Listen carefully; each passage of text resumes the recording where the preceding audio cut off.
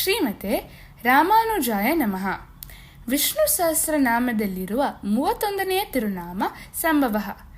ಈ ಕಥೆಯಿಂದ ಭಗವಂತನು ಹೇಗೆ ಭಕ್ತರ ಹಂಬಲಕ್ಕೆ ಒಲಿದು ಪ್ರತ್ಯಕ್ಷನಾಗುತ್ತಾನೆಂದು ತಿಳಿಯೋಣ. ಹೈದರಾಬಾದ್ ಮತ್ತು ಸಿಕಂದರಾಬಾದ್ ನಡುವೆ ಇರುವ ಚಿಲ್ಕೂರ್ನ ಒಬ್ಬ ರೈತ ತಿರುಪತಿ ಬಾಲಾಜಿಯ ಪರಮ ಭಕ್ತನಾಗಿದ್ದನು. ಪ್ರತಿ ವರ್ಷ ತನ್ನ ಹೊಲದ ಧಾನ್ಯದಲ್ಲಿ ಒಂದು ಪಾಲನ್ನು 7 ಬೆಟ್ಟಗಳನ್ನು ಹತ್ತಿ ಹೋಗಿ ಭಗವಂತನಿಗೆ ಅರ್ಪಿಸುತ್ತಿದ್ದನು. ವರ್ಷಗಳು ಕಳೆದಂತೆ ಅವನಿಗೆ ವಯಸ್ಸಾದ ಕಾರಣ ಬೆಟ್ಟ ಹತ್ತಲು ಕಷ್ಟವಾಗುತ್ತಿತ್ತು. ಬೆಟ್ಟ ಹತ್ತಲಾಗದ ರೈತ ದೇವರ ಮುಂದೆ ಅಳುತ್ತಾ, ಹೇ ಗೋವಿಂದ, ಇನ್ನು ಮುಂದೆ ನಿನಗೆ ಧಾನ್ಯಗಳನ್ನು ಅರ್ಪಿಸಲು ಸಾಧ್ಯವಿಲ್ಲ, ಹಾಗೂ ನಿನ್ನ ದಿವ್ಯ ದರ್ಶನ ಪಡೆಯಲು ಸಾಧ್ಯವಿಲ್ಲ.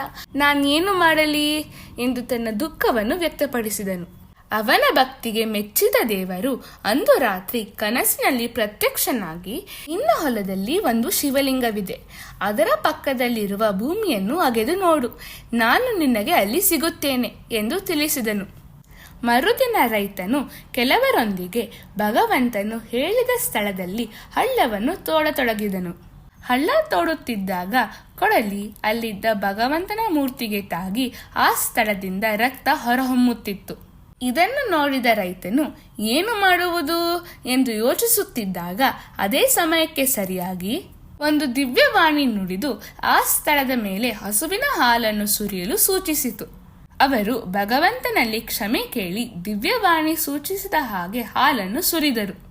ನಂತರ ದೇವರ ವಿಗ್ರಹವನ್ನು ಹೊರತೆಗೆದು ನೋಡಿದರೆ ಅದು ತಿರುಮಲಗಿರಿಯ ಶ್ರೀನಿವಾಸನಂತೆ ಕಾಣಿಸಿತು. ಆದರೆ ಶ್ರೀದೇವಿ ಮತ್ತು ಭೂದೇವಿಯರೊಂದಿಗೆ ಒಂದೇ ಶಿಲೆಯಲ್ಲಿದ್ದ ಅಪರೂಪದ ಮೂರ್ತಿಯಾಗಿತ್ತು.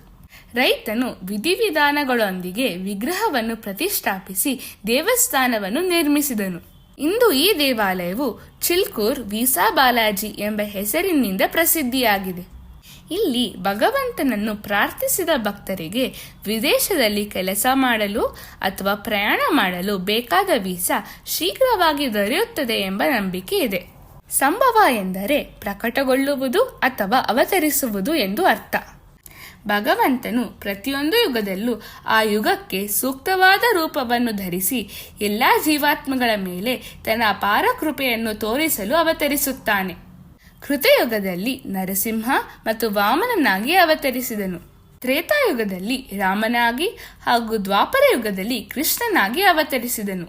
ಕಲಿಯುಗದಲ್ಲಿ ದೇವಾಲಯಗಳಲ್ಲಿ ಪೂಜಿಸಲ್ಪಡುವ ದೇವತಾ ರೂಪಗಳಲ್ಲಿ ಆತನು ಪ್ರಕಟಗೊಳ್ಳುತ್ತಾನೆ. ಸಂಭವ ಎಂದರೆ ಪ್ರತಿಯೊಂದು ಯುಗಕ್ಕೆ ತಕ್ಕ ರೂಪದಲ್ಲಿ ಭಕ್ತರನ್ನು ತನ್ನತ್ತ ಆಕರ್ಷಿಸುವ ಭಗವಂತನನ್ನು ಸೂಚಿಸುತ್ತದೆ. ನಾವು ಪ್ರತಿದಿನ ಸಂಭವಾಯ ನಮಃ ಎಂದು ಜಪಿಸಿದರೆ ಭಗವಂತನು ತನ್ನ ಪವಿತ್ರ ಪಾದಗಳನ್ನು ತಲುಪಲು ಬೇಕಾದ ವೀಸಾ ಅನುಗ್ರಹಿಸುತ್ತಾನೆ. ಶ್ರೀಮತೆ ರಾಮಾನುಜಾಯ ನಮಃ.